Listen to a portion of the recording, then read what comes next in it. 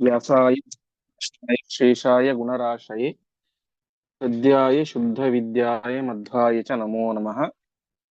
नारायणाय परिपूर्णगुणार्णवाय विश्वोदयस्थितिलयोन्नियतिप्रदाय ज्ञानप्रदाय विबुधासुरसौख्यदुःखसत्कारणाय वितताय नमो नमस्ते। श्रीगुरुभ्यो नमः। हरिः ಓಂ.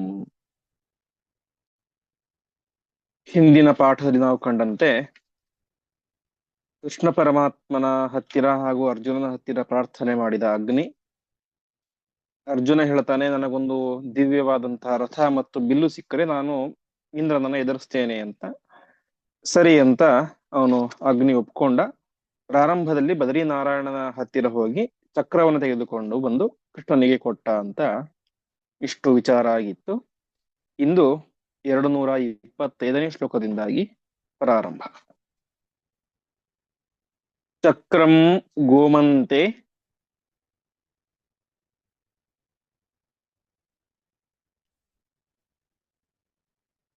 ಕೃಷ್ಣ ಮಾಯಾಧಿಪೂರ್ವಂ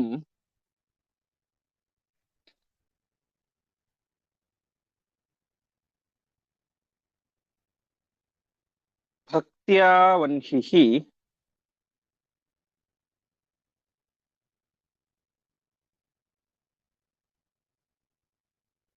ಕೇಶವೇದಾತ್ ಪುನಸ್ತತ್.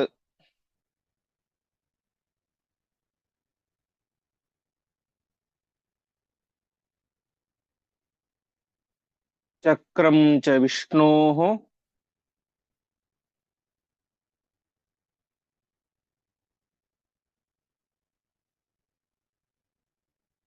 ಬಹುಧಾ ವ್ಯವಸ್ಥಿತಂ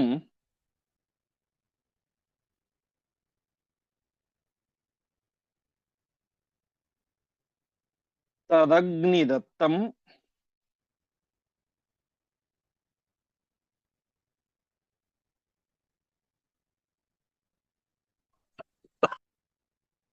ಪ್ರಾಕ್ತನಂ ಚೈಕಧಾಸೀತ್.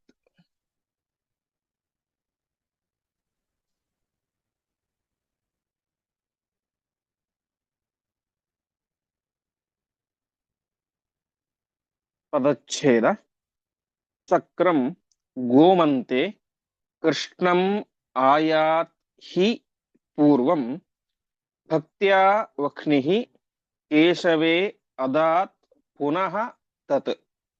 ಚಕ್ರಂ ಚ ವಿಷ್ಣೋಃ ಬಹುಧಾ ವ್ಯವಸ್ಥಿತಂ ತತ್ ಅಗ್ನಿದತ್ತಂ ಪ್ರಾಕ್ತನಂ ಚ ಏಕಧಾ ಆಸೀತ್. ಕೃಷ್ಣನಿಗೆ ಚಕ್ರವನ್ನು ತೆಗೆದುಕೊಂಡು ಬಂದು ಕೊಟ್ಟ ಅಗ್ನಿ ಅಂತ ಆಯ್ತು. ಇದಕ್ಕೆ ಸಹಜವಾಗಿ ನಮಗೆ ಬರುವಂತಹ ಪ್ರಶ್ನೆ, ಹಿಂದೇನೆ ಆ ಗೋಮಂತಕ ಪರ್ವತದಲ್ಲಿ ಬಲರಾಮನೊಟ್ಟಿಗೆ ಯುದ್ಧವನ್ನು ಮಾಡ್ಬೇಕಾದ್ರೆ ಅಲ್ಲಿ ಕೃಷ್ಣ ಮತ್ತು ಬಲರಾಮ ಇಬ್ಬರು ಕೂಡ ಇದ್ರು. ಆವಾಗ ಅಲ್ಲಿ ಚಕ್ರ ಮುಂತಾದಂತಹ ಆಯುಧಗಳು ಅಲ್ಲಿ ಬಂತು, ಕೃಷ್ಣನ ಹತ್ತಿರ ಬಂತು ಅಂತ ನಾವು ನೋಡಿದ್ವಿ. ಈಗ ಮತ್ತೆ ಕೃಷ್ಣನ ಹತ್ತಿರ ಚಕ್ರ ಬಂತು ಅಂತ ಹೇಳ್ತಾ ಇದ್ದಾರೆ. ಇದು ಹೇಗೆ ಅಂತ. ಈಗಾಗಲೇನೆ ಗೋಮಂತಕ ಪರ್ವತದಲ್ಲಿ ಬಂದು ಸೇರಿದಂತಹ ಚಕ್ರ ಮತ್ತೆ ಬಂತು ಅಂದ್ರೆ ಅರ್ಥ ಏನು ಅಂತ ನಮಗೆ ಸಹಜವಾದ ಜಿಜ್ಞಾಸೆ ಬರುತ್ತೆ. ಅದಕ್ಕೆ ಆಚಾರ್ಯ ತಿಳಿಸ್ತಾ ಇದ್ದಾರೆ, ಪೂರ್ವಂ ಗೋಮಂತೆ ಚಕ್ರಂ ಕೃಷ್ಣಂ ಆಯಾತ್ ಹಿ. ಹಿಂದೊಂದು ಸಲ ಗೋಮಂತಕ ಪರ್ವತದಲ್ಲಿ, ಗೋಪಾಲರಾವ್ ಅವ್ರನ್ನ ಇದು ಮಾಡ್ಕೋಬೇಡಿ, ಅನ್ಮ್ಯೂಟ್ ಮಾಡ್ಕೋಬೇಡಿ.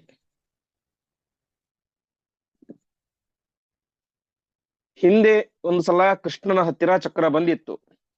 ಕೃಷ್ಣಂ ಆಯಾತ್ ಹಿ ಗೋಮಂತೆ, ಚಕ್ರ ಕೃಷ್ಣನ ಹತ್ತಿರ ಬಂದು ಸೇರಿತ್ತು.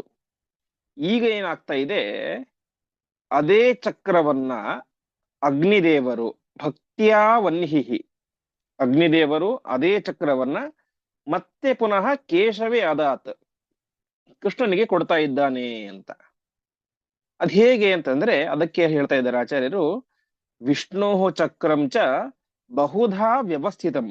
ಪರಮಾತ್ಮ ಅವನಿಗೆ ಯಾವ ರೀತಿಯಾಗಿ ಅನಂತ ರೂಪಗಳಿದ್ದಾವೋ ಹಾಗೆ ಅವನ ಆಯುಧವಾದಂತಹ ಚಕ್ರಕ್ಕೂ ಕೂಡ ಬಹುರೂಪಗಳು, ಅನೇಕ ರೂಪಗಳಿದ್ದಾವೆ. ಹೇಗೆ ಹಿಂದೆ ನಾವು ಸೀತೆಯ ಪ್ರಸಂಗದಲ್ಲಿ ಕಂಡಿದ್ವಿ. ಸೀತೆಯ ಹತ್ತಿರ ಇರುವಂತಹ ಆಭರಣಗಳು ಇನ್ನೊಂದು ರೂಪದಿಂದಾಗಿ ಸೀತಾಯಾಮ್ ಯಾನಿ ಚೈವಾಸನ್ ಆಕೃತೇಹೇ ತಾನಿ ಸರ್ವಶಃ ಅಂತ ಸೀತೆಯ ಹತ್ತಿರ ಇದ್ದಂತ ಆಭರಣಗಳು ಆ ಇನ್ನೊಂದು ರೂಪದಿಂದಾಗಿ ಸೀತಾ ಆಕೃತಿಯ ಹತ್ತಿರ ಕೂಡ ಇತ್ತು ಅಂತ. ಹಾಗೆ ಪರಮಾತ್ಮನ ಆಯುಧಗಳಿಗೂ ಕೂಡ ಅನೇಕ ರೂಪಗಳಿದ್ದಾವೆ.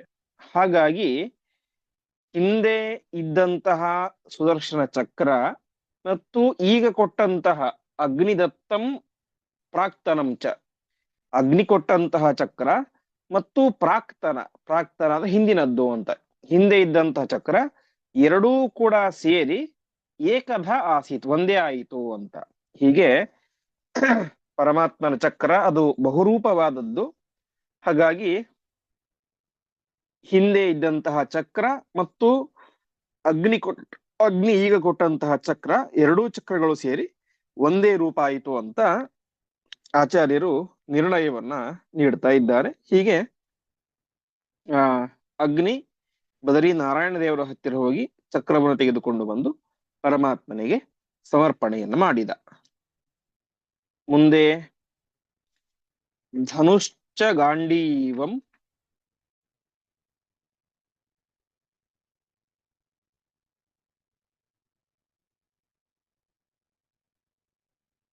ಅಥಾಬ್ಜಸ್ಯ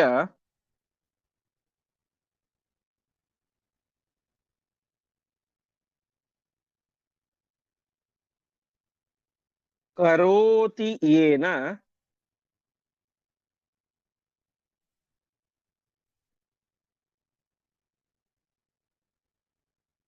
ಅಖಿಲ ಸಂಯತಿಂ ಸಹ.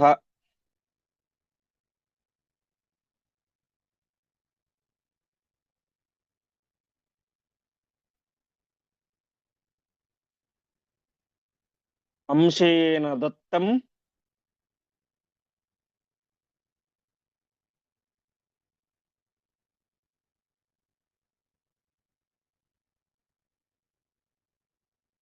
ತದುಮಾಪತೇಶ್ಚ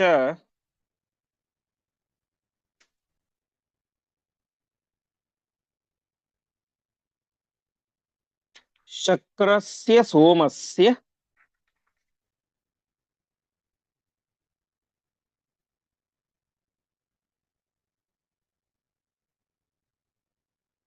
ಜಲೇಶಿತುಶ್ಚ.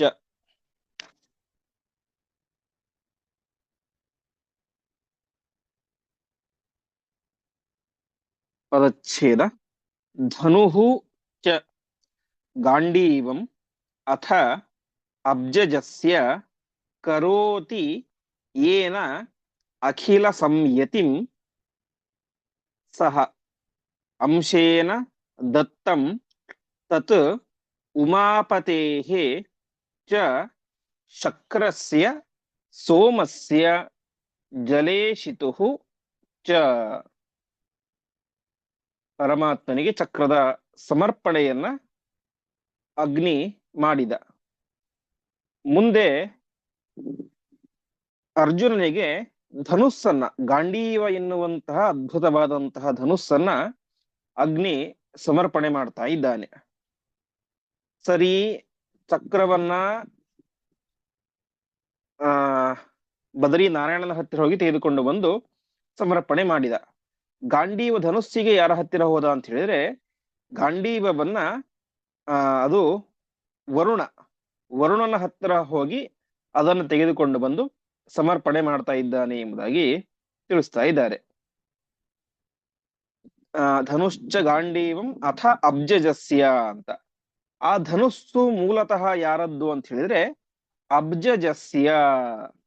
ಅಬ್ಜಜ ಅಂತ ಹೇಳಿದ್ರೆ ಬ್ರಹ್ಮದೇವರು. ಅಪ್ ಅಂದ್ರೆ ನೀರು, ಅದರಲ್ಲಿ ಜ ಅಂದ್ರೆ ಹುಟ್ಟಿದ್ದು ಅಂದ್ರೆ ಕಮಲ, ಅಬ್ಜ ಅದರಲ್ಲಿ ಹುಟ್ಟಿದಂಥವರು ಬ್ರಹ್ಮದೇವರು. ಅಬ್ಜ ಜ ಬ್ರಹ್ಮದೇವರು. ಆ ಧನುಸ್ಸು, ಗಾಂಡೀವ ಧನುಸ್ಸು ಬ್ರಹ್ಮದೇವರದ್ದು. ಅದು ಎಂತಹ ಧನುಸ್ಸು ಅಂತ ಹೇಳಿದ್ರೆ ಅಖಿಲ ಸಂಯತಿಂ ಏನ ಕರೋತಿ.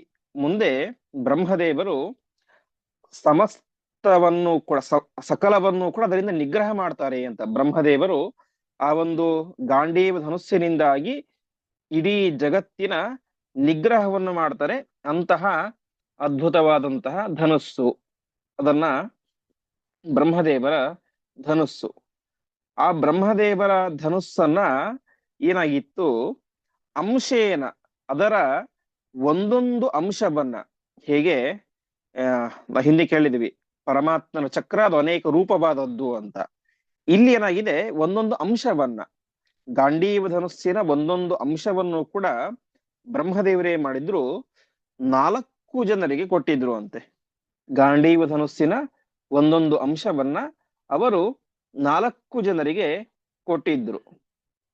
ಯಾರಿಗೆ 4 ಜನರಿಗೆ ಅಂತ ಹೇಳಿದ್ರೆ, ಉಮಾಪತಿ, ಶಕ್ರ, ಸೋಮ ಮತ್ತೆ ಜಲೇಶ.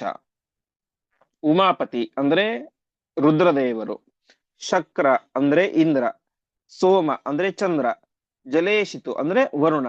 ಹೀಗೆ ಆ ಗಾಂಡೀವ ಧನುಸ್ಸು ಮೂಲತಃ ಬ್ರಹ್ಮದೇವರದ್ದು. ಆ ಬ್ರಹ್ಮದೇವರು ತಮ್ಮ ಆ ಧನುಸ್ಸಿನ ಒಂದೊಂದು ಅಂಶವನ್ನ, ಗಾಂಡೀವ ಎಂಬಂತಹ ಅದ್ಭುತವಾದಂತಹ ಧನುಸ್ಸಿನ ಒಂದೊಂದು ಅಂಶವನ್ನ ರುದ್ರದೇವರಿಗೆ, ಚಂದ್ರನಿಗೆ, ಇಂದ್ರನಿಗೆ ಮತ್ತು ವರುಣನಿಗೆ ಕೊಟ್ಟಿದ್ರು. ಆ ಧನುಸ್ಸನ್ನ ವರುಣನಿಂದ ತೆಗೆದುಕೊಂಡು ಬಂದು ಅರ್ಜುನನಿಗೆ ಅಗ್ನಿದೇವರು ಕೊಟ್ಟರು ಎಂಬುದಾಗಿ ತಿಳಿಸ್ತಾ ಇದ್ದಾರೆ. ಒಟ್ಟಿನಲ್ಲಿ ಅರ್ಜುನನ ಕೈಗೆ ಗಾಂಡೀವ ಬಂತು. ಹೀಗೆ ಅರ್ಜುನ ಏನಾದ ಅಂದಿನಿಂದಾಗಿ ಗಾಂಡೀವಧಾರಿಯಾದ ಅಂತ. ಇದು ಮಹಾಭಾರತದಲ್ಲೂ ಕೂಡ ಬರುತ್ತೆ. ಏತದ್ವರ್ಷ ಸಹಸ್ರಂತು ಬ್ರಹ್ಮ ಪೂರ್ವಮಧಾರಯತ್ ತಥೋನಂತರಮೇತ ಏವೈತತ್ ಧನುಹು ರತ್ನಮಧಾರಯತ್ ಪ್ರಜಾಪತಿಶ್ಚತುಷ್ಷಷ್ಟಿಂ ಚಕ್ರೋಶೀತಿಂ ಚ ಪಂಚಶ ಸಮಾ ಪಂಚಶತಂ ಸೋಮಃ ವರ್ಷಾಣಿ ವರುಣಶತಂ ತಸ್ಮಾದ್ವರುಣಾದಗ್ನಿಃ ಪ್ರೇಮ್ಣ ಚಾಪೇ ಚತುಶ್ಶತಂ ಅದಾಚ್ಚ ಗಾಂಡೀವಂ ದಿವ್ಯಂ ಪಾರ್ಥಾಯ ಅದ್ಭುತ ಕರ್ಮಣೆ ಅಂತ ವಿರಾಟ ಪರ್ವದಲ್ಲಿ ಈ ವಿಚಾರ ಬರುತ್ತೆ. ಇಲ್ಲಿ ವಿರಾಟ ಪರ್ವದಲ್ಲಿ ಇವನು ಉತ್ತರ ಕುಮಾರ ಕೇಳ್ತಾನೆ ಅರ್ಜುನನ ಹತ್ತಿರ, ನಿನಗೆ ಈ ಧನುಸ್ ಹೇಗೆ ಸಿಕ್ತು, ಇದು ಯಾರದ್ದು ಅಂತ. ಆವಾಗ ಅರ್ಜುನ ಎಲ್ಲ ವಿಚಾರವನ್ನು ಕೂಡ ತಿಳಿಸ್ತಾನೆ. ಈ ಸಂದರ್ಭದಲ್ಲಿ ನಮಗೆ ಸಹಜವಾಗಿ ಬರುವಂತಹ ಒಂದು ಜಿಜ್ಞಾಸೆ, ಅಲ್ಲಿ ಮಹಾಭಾರತವನ್ನು ಕಂಡಾಗ ಅಲ್ಲಿ ವೇದವ್ಯಾಸರು ಪ್ರಜಾಪತಿ, ವರುಣ ಮತ್ತು ಸೋಮ, ಇಂದ್ರ ಅಂತ ಹೇಳ್ತಾರೆ. ಪ್ರಜಾಪತಿ, ಇಂದ್ರ, ಸೋಮ ಮತ್ತು ವರುಣ, ಈ 4 ಜನರಿಗೆ ಬ್ರಹ್ಮದೇವರು ಇದನ್ನ ಕೊಟ್ಟಿದ್ದರು ಎಂಬುದಾಗಿ ತಿಳಿಸ್ತಾರೆ. ಅದನ್ನ ಮೇಲ್ನೋಟಕ್ಕೆ ನೋಡಿದಾಗ ನಮಗೆ ಅರ್ಥ ಆಗೋದೇನು, ಪ್ರಜಾಪತಿ ಅಂದ್ರೆ ಪ್ರಜಾಪತಿಗಳಿರಬಹುದು ಅಥವಾ ಈ ಸ್ವಯಂಭೂ ಮನು ಇರ್ಬೋದು ಅಂತ ಅರ್ಥ ಆಗುತ್ತೆ ಅಲ್ಲಿ ಮೇಲ್ನೋಟಕ್ಕೆ ನೋಡಿದಾಗ. ಆದರೆ ಅಲ್ಲಿ ಇರುವಂತಹ ಪ್ರಜಾಪತಿ ಎನ್ನುವಂತಹ ಶಬ್ದಕ್ಕೆ ಅರ್ಥ ಏನು ಅಂತ ಆಚಾರ್ಯರು ಇಲ್ಲಿ ನಿರ್ಣಯವನ್ನು ಕೊಡ್ತಾ ಇದ್ದಾರೆ. ಪ್ರಜಾಪತಿ ಅಂತ ಹೇಳಿದ್ರೆ ಅದು ಉಮಾಪತಿ ಅಂದ್ರೆ ರುದ್ರದೇವರು ಅಂತ. ಇದಕ್ಕೆ ಸಂವಾದಿಯಾಗಿ ಬ್ರಹ್ಮಸೂತ್ರ ಭಾಷೆದಲ್ಲೂ ಕೂಡ ಒಂದು ಕಡೆ ಆಚಾರ್ಯರು ತಿಳಿಸ್ತಾರೆ, ಪ್ರಜಾಪತಿ ಎಂಬುದಾಗಿ ರುದ್ರದೇವರಿಗೂ ಕೂಡ ಹೆಸರಿದೆ ಅಂತ. ಹಾಗಾಗಿ ಮಹಾಭಾರತದಲ್ಲಿ ಬರುವಂತಹ ಪ್ರಜಾಪತಿ ಎನ್ನುವಂತಹ ಶಬ್ದಕ್ಕೆ ಉಮಾಪತಿ ಅರ್ಥಾತ್ ಮಹರುದ್ರದೇವರು ಎಂಬುದಾಗಿ ಅರ್ಥ ಅಂತ ಆಚಾರ್ಯರು ಇಲ್ಲಿ ನಿರ್ಣಯವನ್ನ ಕೊಡ್ತಾ ಇದ್ದಾರೆ. ಹೀಗೆ 4 ಜನರಿಗೆ ಅದನ್ನ ಕೊಟ್ಟಿದ್ರು. ಅದರಲ್ಲಿ ಯಾವ ತಸ್ಮಾತ್ ವರುಣಾದಗ್ನಿ ಪ್ರೇಮ್ಣಾ ಚಾಪಿ ಚತುಶ್ಶತಂ ಅಂತ, ಅಗ್ನಿಯ ಮೇಲಿನ ಪ್ರೀತಿಯಿಂದಾಗಿ ವರುಣ ಆ ಒಂದು ತನ್ನ ಹತ್ತಿರ ಇದ್ದಂತಹ ಗಾಂಡೀವ ಧನುಸ್ಸನ್ನ ಇವರಿಗೆ ಕೊಟ್ಟ ಎಂಬುದಾಗಿ ತಿಳಿಸ್ತಾ ಇದ್ದಾರೆ. ಹೀಗೆ ಅರ್ಜುನ ಅಂದಿನಿಂದಾಗಿ ಗಾಂಡೀವಧಾರಿಯಾದ. ಮುಂದೆ ತೇನೈವತೆ ಜಿಗ್ಯುಹು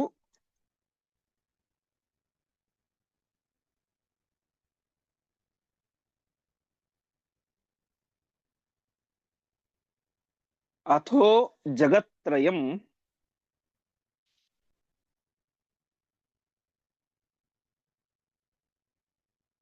ಪ್ರಸಾದತಸ್ತೆ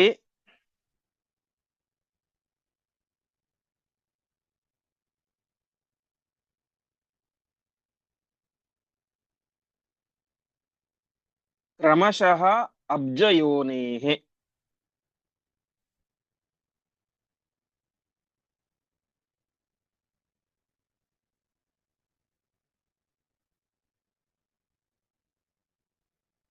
ಅನನ್ಯಧಾರ್ಯಂ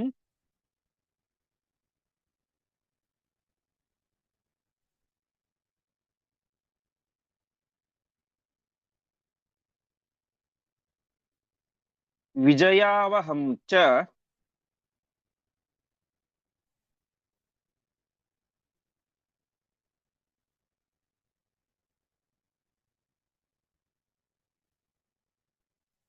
ಭಾರೇಣ ಲಕ್ಷ್ಯಸ್ಯ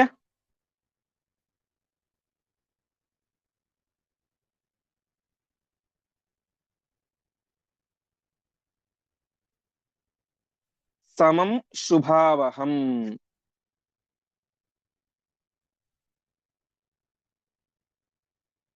ತದಚ್ಛೇದ ತೇನ ಏವ ತೇ ಜಿಗ್ಯುಃ ಅಥ ಜಗತ್ರಯಂ ಪ್ರಸಾದತಃ ತೇ ಕ್ರಮಶಃ ಅಬ್ಜಯೋನೇಃ ಅನನ್ಯಧಾರ್ಯಂ ವಿಜಯಾವಹಂ ಚ ಭಾರೇಣ ಲಕ್ಷ್ಯಸ್ಯ ಸಮಂ ಶುಭಾವಹಂ. ಆ ಧನುಸ್ಸು ಅದು ಎಂತಹ ಧನುಸ್ಸು ಅಂತ ಹೇಳಿದ್ರೆ ತೇನೈವ ತೇ ಜಿಗ್ಯುಹು ಅಥ ಜಗತ್ರಯಂ ಅಂತ. ಅಂದ್ರೆ ಈ ದೇವಾನುದೇವತೆಗಳೆಲ್ಲರೂ ರುದ್ರ ಮುಂತಾದಂತಹ ದೇವತೆಗಳು, ಇದನ್ನು ಧಾರಣೆ ಮಾಡಿದಂತಹ ದೇವತೆಗಳು ಇಂದ್ರ, ರುದ್ರ, ಚಂದ್ರ, ವರುಣ ಎಲ್ಲ ಪ್ರಾರಂಭದಲ್ಲಿ ರಾಜಸೂಯ ಯಾಗವನ್ನು ಮಾಡ್ತಾರೆ. ರಾಜಸೂಯ ಯಾಗ ಅಂತ ಹೇಳಿ ಎಲ್ಲರನ್ನು ಕೂಡ ಗೆದ್ದು ಮಾಡುವಂತಹ ಯಾಗ. ಆ ರೀತಿಯಾಗಿ ಅವ್ರು ಗೆಲ್ಲಬೇಕಾದರೆ ಈ ಧನುಸ್ಸಿನ ಸಹಾಯದಿಂದಲೇನೆ ಎಲ್ಲವನ್ನು ಕೂಡ ಗೆದ್ದರು ಅಂತ ಆಚಾರ್ಯರು ತಿಳಿಸ್ತಾ ಇದ್ದಾರೆ. ತೇನೈವ, ಈ ಗಾಂಡೀವ ಧನುಸ್ಸಿನಿಂದಾಗಿಯೇನೆ ಆ ರುದ್ರ, ಚಂದ್ರ ಮುಂತಾದಂತಹ ಎಲ್ಲ ದೇವಾನುದೇವತೆಗಳು ಕೂಡ ಅಬ್ಜಯೋನೇಹೇ ಪ್ರಸಾದತಃ, ಬ್ರಹ್ಮದೇವರ ಪರಿಪೂರ್ಣ ಅನುಗ್ರಹದಿಂದಾಗಿ ಅವರು ಜಗತ್ರಯಂ ಜಗ್ಗಿಹು, ಮೂರು ಲೋಕಗಳನ್ನು ಕೂಡ ಗೆದ್ದು ರಾಜಸೂಯ ಯಾಗ ಮುಂತಾದಂತಹ ಉತ್ತಮವಾದಂತಹ ಕಾರ್ಯಗಳನ್ನ ಮಾಡಿದರು. ಹೀಗೆ ಇದು ಎಂತಹದ್ದು? ಅನನ್ಯಧಾರ್ಯಂ, ಬ್ರಹ್ಮದೇವರನ್ನ ಬಿಟ್ಟು ಬೇರೆಯವರಿಗೆ ಇದನ್ನ ಧರಿಸಲಿಕ್ಕೆ ಸಾಧ್ಯ ಆಗೋದಿಲ್ಲ. ಆದರೆ ಅವರ ಅನುಗ್ರಹದಿಂದಾಗಿ ಆ 4 ಜನ ಧಾರಣೆ ಮಾಡಿದ್ರು ಅಂತ ಅರ್ಥ. ಹೀಗೆ ಅನನ್ಯಧಾರ್ಯಂ, ಈ 4 ಜನರನ್ನು ಬಿಟ್ಟು ಬೇರೆಯವರಿಗೆ ಇದನ್ನ ಧಾರಣೆ ಮಾಡ್ಲಿಕ್ಕೆ ಆಗೋದಿಲ್ಲ. ಬ್ರಹ್ಮದೇವರಿಗೆ ಪ್ರಧಾನವಾದಂತಹ ಅಧಿಕಾರ, ಅವರ ಅನುಗ್ರಹದಿಂದಾಗಿ ಇವರಿಗೆ ಅಧಿಕಾರ. ಆಮೇಲೆ ಆ ಅದೆಂತಹದ್ದು, ಅದರ ತೂಕ ಎಷ್ಟು ಅಂತ ಹೇಳಿದ್ರೆ ಭಾರೇಣ ಲಕ್ಷಸ್ಯ ಶಮಂ, ಇದು ಒಟ್ಟು ಎಷ್ಟು ತೂಕ ಅಂತ ಹೇಳಿದ್ರೆ 1,00,000 ಭಾರವಾದದ್ದು ಅಂತ. ಇದಕ್ಕೆ ಜನಾರ್ದನಾಚಾರ್ಯರು ವ್ಯಾಖ್ಯಾನ ಮಾಡ್ಬೇಕಾದ್ರೆ ಭಾರಸ್ಯಾದ್ ವಿಂಶತಿ ಸ್ತುಲಾಹ ಅಂತ, ಭಾರ ಶಬ್ದಕ್ಕೆ 20 ತುಲ, 20 ತೊಲೆ ಅಂತ ಅರ್ಥ. ಹಾಗಾದ್ರೆ 1,00,000ದಷ್ಟು ಭಾರವಾಗಿತ್ತು ಅಂತ. 1,00,000 ಭಾರ ಮತ್ತು 20 ತೊಲೆ ತಿಳ್ಕೊಂಡ್ರೆ ಸುಮಾರು 20 ಲಕ್ಷ ತೊಲೆಯಷ್ಟು ಭಾರವಾದದ್ದು ಆ ಒಂದು ಬಿಲ್ಲು. ಅಂದ್ರೆ ತುಂಬಾ ಎತ್ತಲಿಕ್ಕೆ ಸಾಧ್ಯವೇ ಆಗದಿರುವಷ್ಟು ಸಾಮಾನ್ಯರಿಗೆ ಎತ್ತಲಿಕ್ಕೆ ಸಾಧ್ಯವಾಗದಿರುವಷ್ಟು ಭಾರವುಳ್ಳದ್ದು ಆ ಒಂದು ಅದ್ಭುತವಾದಂತಹ ಗಾಂಡೀವ ಧನುಸ್ಸು. ಮತ್ತು ಈ ಗಾಂಡೀವವನ್ನ ಯಾರು ಧಾರಣೆ ಮಾಡಿರ್ತಾರೋ ಅವರಿಗೆ ಇದು ವಿಜಯಾವಹಂ, ಉತ್ತಮವಾದಂತಹ ಗೆಲುವನ್ನು ಕೊಡುತ್ತೆ ಮತ್ತು ಶುಭವನ್ನು ಉಂಟು ಮಾಡುದು, ಮಂಗಳವನ್ನು ಉಂಟು ಮಾಡುವಂತಹ ಅದ್ಭುತವಾದಂತಹ ಒಂದು ಧನುಸ್ಸು ಎಂಬುದಾಗಿ ಆ ಧನುಸ್ಸಿನ ಮಹತ್ವವನ್ನ ತಿಳಿಸ್ತಾ ಇದ್ದಾರೆ. ಮುಂದೆ ರಥಂ ಚ ಶುಭ್ರಾಶ್ವಯುತಂ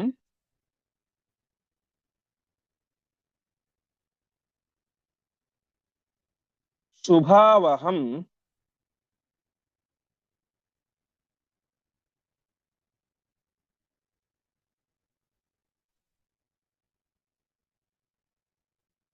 ತೂಣೌ ತಥಾ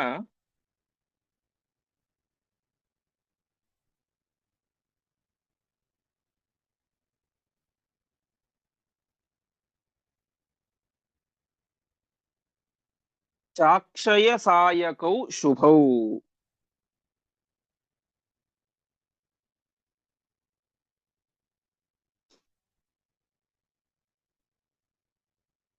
ಧ್ವಜಂ ಚ ರಾಮಸ್ಯ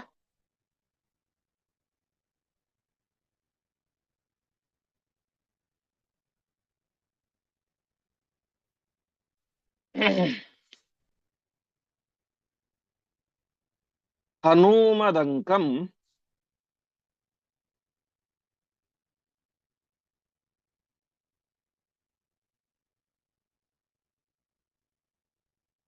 ಆದಾಯ ಸರ್ವಂ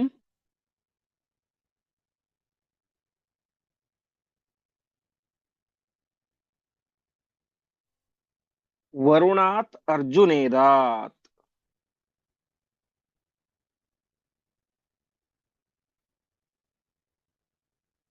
ಪದಚ್ಛೇದ.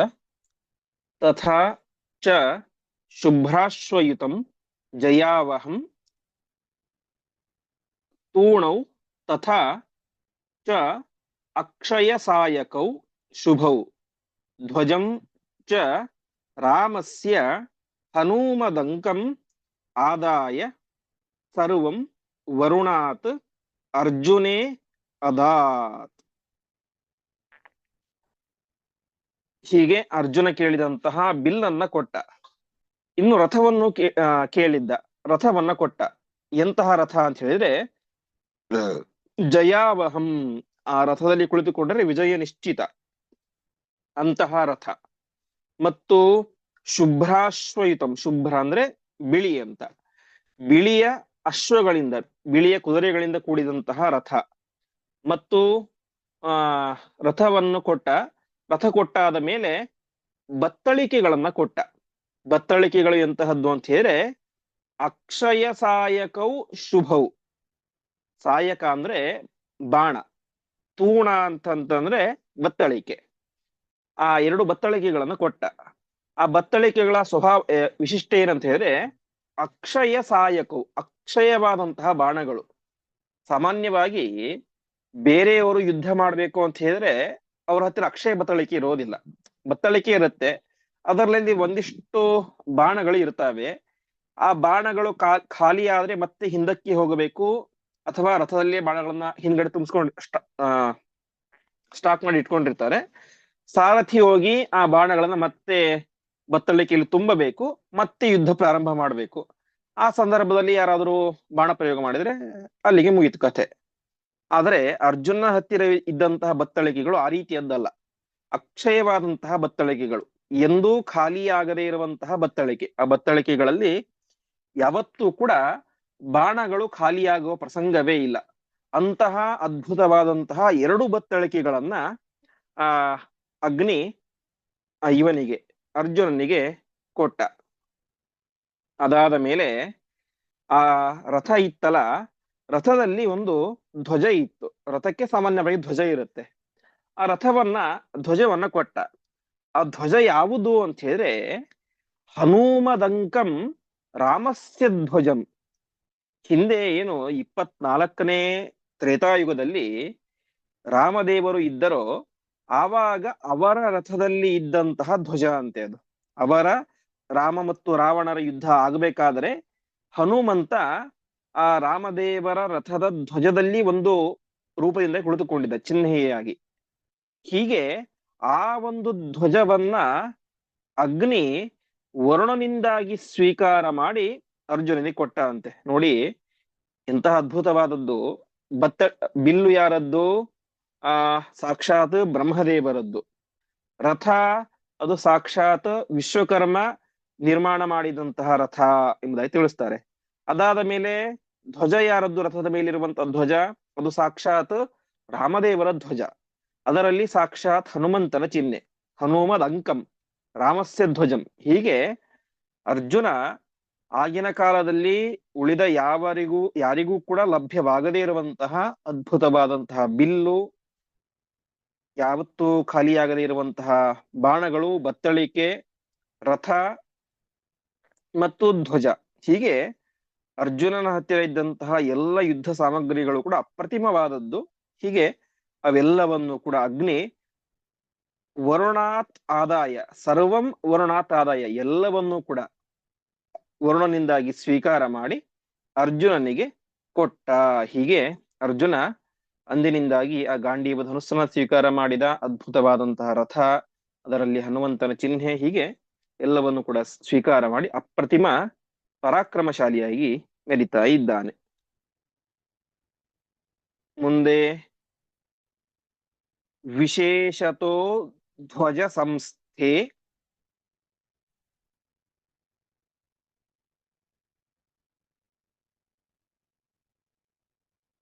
ಹನುಮತಿ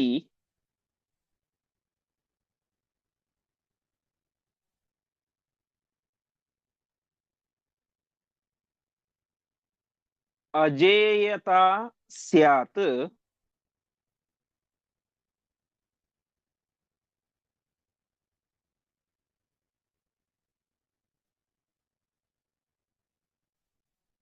ಜಯರೂಪೋ ಯತೋಸೌ.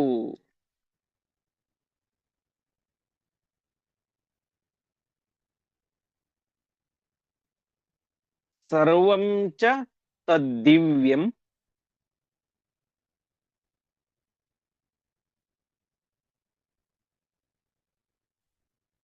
ಅಭೇದ್ಯಮೇವ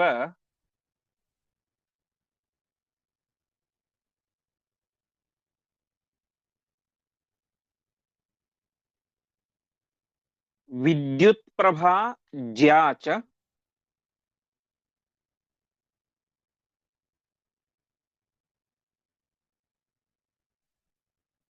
ಗಾಂಡೀವ ಸಂಸ್ಥಾ.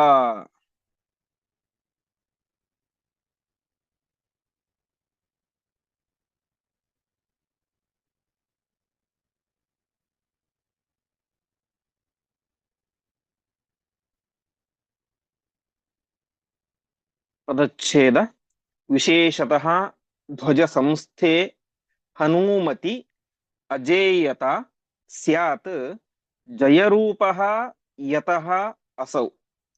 ಸರ್ವಂ ಚ ತತ್ ದಿವ್ಯಂ ಅಭೇದ್ಯಂ ಏವ ವಿದ್ಯುತ್ ಪ್ರಭಾ ಜ್ಯಾ ಚ ಗಾಂಡೀವ ಸಂಸ್ಥಾ.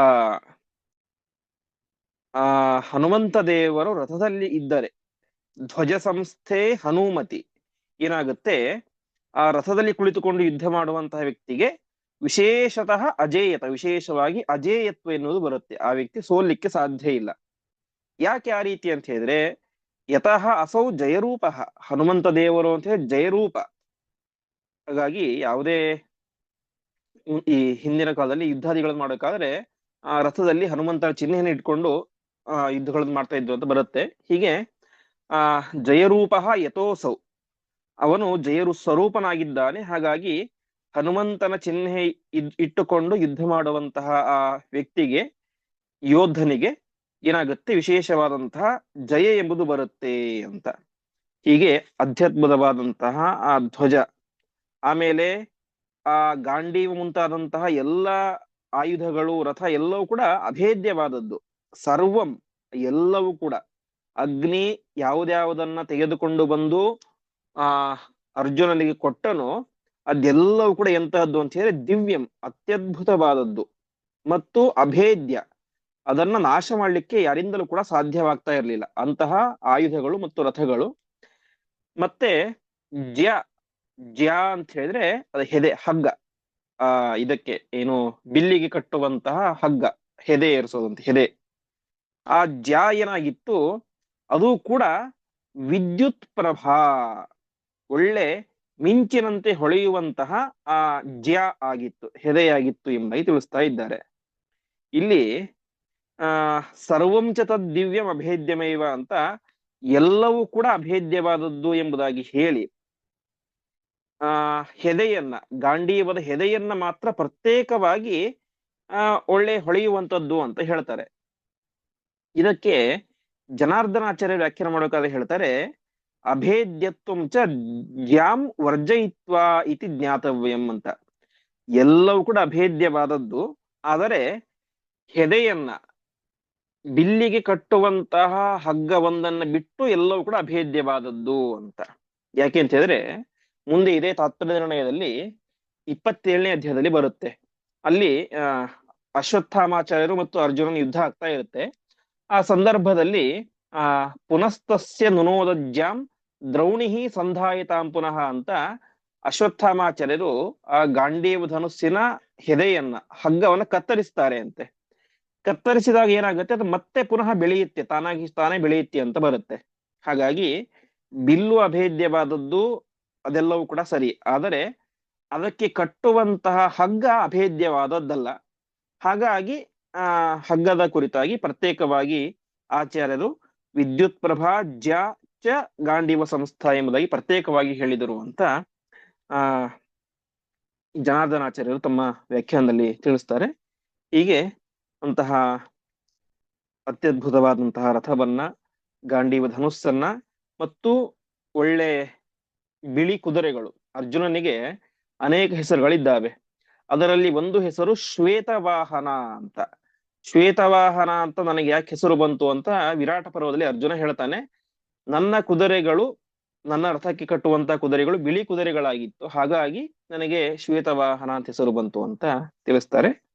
ಹೀಗೆ ಅಂತಹ ಅದ್ಭುತವಾದಂತಹ ಗಾಂಡೀವ ಧನುಸ್ಸನ್ನ ಅರ್ಜುನನಿಗೆ ಕೊಟ್ಟ ಅಂತ ತಿಳಿಸ್ತಾ ಇದ್ದಾರೆ. ಮತ್ತೆ ಮುಂದೆ ಆ ಆ ಧನುಸ್ಸಿನ ಮೂಲಕ, ಆ ರಥದ ಮೂಲಕ ಯಾವ ರೀತಿಯಾಗಿ ಅರ್ಜುನ